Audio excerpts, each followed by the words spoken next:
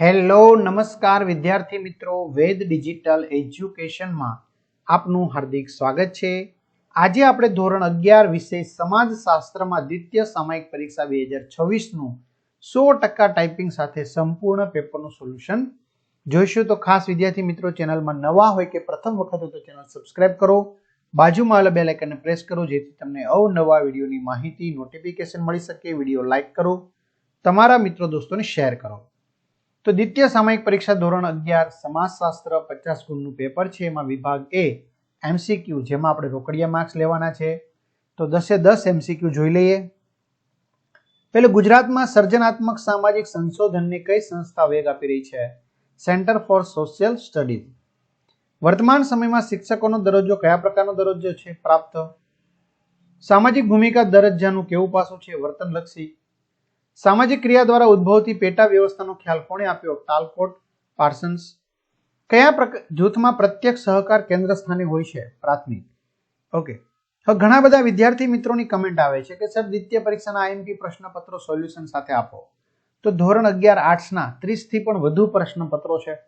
કોમર્સમાં તમારો મિત્ર હોય તો એના પણ 30 થી વધુ પ્રશ્નપત્રો છે। ઓકે, તો બધું આપણી વેદ ડિજિટલ એજ્યુકેશન નામની એપ્લિકેશનમાંથી મળી જશે। મોટાભાગના વિદ્યાર્થી મિત્રોનો સ્વાધ્યાય જોવું છે તો બધા વિષયના સ્વાધ્યાય છે, પીડીએફ છે। ગૂગલ પ્લે સ્ટોર કે જ્યાંથી ગેમ ડાઉનલોડ કરો ત્યાં જઈને વેદ ડિજિટલ એજ્યુકેશન નામની એપ્લિકેશન ડાઉનલોડ કરશો અને ઓપન કરશો એટલે આ પેજ ખુલે, બરાબર? તો આ પેજ ઉપર તમારા પોતાના મોબાઈલ નંબર નાખી સેન્ડ ઓટીપી કરો। પેડ કોર્સમાં જશો વિદ્યાર્થી મિત્રો, બરાબર? એટલે ત્યાં તમને ધોરણ 11માં સરસ મજાના પેડ પ્લાન મળી જશે। એક્ઝામ પેપરમાં પેપરો 3 થી 12માં 3 થી 12ના વિડીયો તમારું ધોરણ પસંદ કરી અને વિષય પ્રમાણે તમે સ્વાધ્યાય જોઈ શકશો। આગળ જોઈએ આપણે, ગતિશીલતાની પ્રક્રિયા શું સૂચવે છે? સ્થાન પરિવર્તન। પ્રત્યાયનના માધ્યમ તરીકે કોને ઓળખવામાં આવે છે? ટેલિવિઝન। માનવ સંબંધીતોની વિકસતી પ્રક્રિયાને શું કહેવામાં આવે છે? સામાજિકીકરણ। સામાજિક સંસ્થાએ કેવા પ્રકારની કાર્યપ્રણાલી છે? પ્રસ્થાપિત। માતૃસત્તા કુટુંબમાં મિલકતનો વારસો કોને મળે છે? પુત્રીને। વિભાગ બી, દરેકના એક વાક્યમાં 1 ગુણ। ગુજરાતમાં સમાજશાસ્ત્રના વિકાસમાં પ્રદાન આપનાર વિદ્વાનોના નામ આપો। એ.કે. ફોબર્સ, N.A. થુથી, K.M. Kapadia, I.P. Desai, A.R. Desai એવા વિદ્વાનો છે। પાર્સન્સે આપેલા મોડેલને કયા નામથી ઓળખવામાં આવે છે? પાર્સન્સે આપેલા મોડેલને સામાજિક રચના તંત્રનું AGIL મોડેલના નામથી ઓળખવામાં આવે છે। ધ્યેય એટલે શું? ધ્યેય વ્યક્તિના સ્વની કલ્પના છે। ધ્યેયમાં ભવિષ્યકાળનો સંદર્ભ છે। ધ્યેય એટલે વર્તમાન કાળમાં અસ્તિત્વ ધરાવતી નથી એવી ભવિષ્યની સ્થિતિ જેને કલ્પના દ્વારા જાણી શકાય છે। ટાયલરે આપેલી સંસ્કૃતિની વ્યાખ્યા જણાવો। તો ટાયલરે સંસ્કૃતિની વ્યાખ્યા આ રીતે આપી છે: સમાજની સભ્ય તરીકે માનવીએ મેળવેલા શાન, માન્યતા, કલા, કાયદા, કાનૂન, નીતિ નિયમો, રીતિ રિવાજો તથા અન્ય સર્વ શક્તિઓ અને ટેવોનો બનેલો સમગ્ર સંકુલ એટલે સંસ્કૃતિ। એક સાથી લગ્ન પ્રથા એટલે શું? એક સાથી લગ્ન પ્રથામાં મહિલા અથવા પુરુષ કોઈ એક સમય એક પુરુષ અથવા એક મહિલા સાથે લગ્ન સંબંધથી જોડાયેલા હોય છે। આ લગ્ન પ્રકારમાં કોઈ પણ પરિણીત મહિલા અથવા પરિણીત પુરુષને એક જ સમય એક જ પતિ અથવા એક જ પત્ની હોય છે। વિશ્વના મોટાભાગના સમાજમાં આ પ્રકારના લગ્ન સંબંધો અસ્તિત્વ ધરાવે છે અને સર્વ સ્વીકૃત છે। વિભાગ સી, ટૂંકમાં જવાબ આપો, દરેકના 2 ગુણ એવા 8 માંથી કોઈ પણ 5। મિત્રો, આ પીડીએફ તમે એપ્લિકેશનમાં જઈને વાંચી શકો છો, બરાબર? સામાજિક દરજ્જોની ભૂમિકાનો ખ્યાલ આપો। તો વિડીયો પોઝ કરીને આપણે આગળ વધતા જઈએ। મંડળની વિભાવના સ્પષ્ટ કરો। વિડીયો પોઝ કરો એટલે તમારે જવાબ મિત્રો છે એ લખી લેવાના છે। સમાજશાસ્ત્રી સોરોકિન સામાજિક વ્યવસ્થાની કઈ વ્યાખ્યા આપે છે?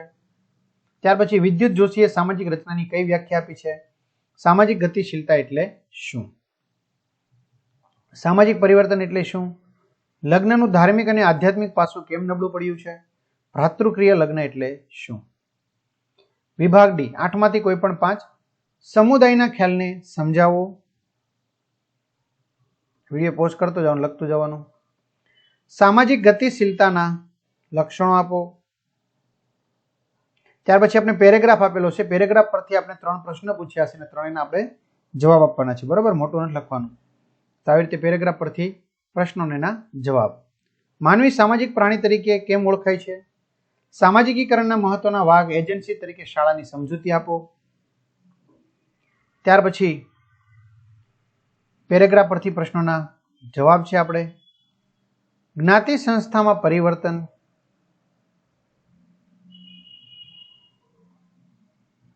જો જવાબ મોટો છે, બરાબર વિદ્યાર્થી મિત્રો. 3માંથી કોઈ પણ 2 5 ગુણના પેરેગ્રાફ પરથી પ્રશ્નોના જવાબ છે તો બહુ ઈઝી પડશે. 5 લીટીમાં પૂરું પેપર લખવામાં સમય ઘટશે. લગ્ન સંસ્થા એટલે શું? લગ્નના ઉદ્દેશો, હેતુઓ સમજાવો. અને ત્યારબાદ જ્ઞાતિના લક્ષણોની ચર્ચા કરો. તો આ રીતે વિદ્યાર્થી મિત્રો સરસ મજાના સોલ્યુશનની આપણે વાત કરી. તો તમામ વિદ્યાર્થી મિત્રો સારામાં સારા માર્ક્સ મેળવે એ માટે વેદ ડિજિટલ પરિવાર વતી શુભકામનાઓ. Best of luck. અને ખાસ હજી સબસ્ક્રાઇબ કરવાનું બાકી ચેનલ સબસ્ક્રાઇબ કરો, વિડીયો લાઇક કરો, તમારા મિત્રો દોસ્તોને શેર કરો. અસ્તુ. જય હિન્દ, જય ભારત.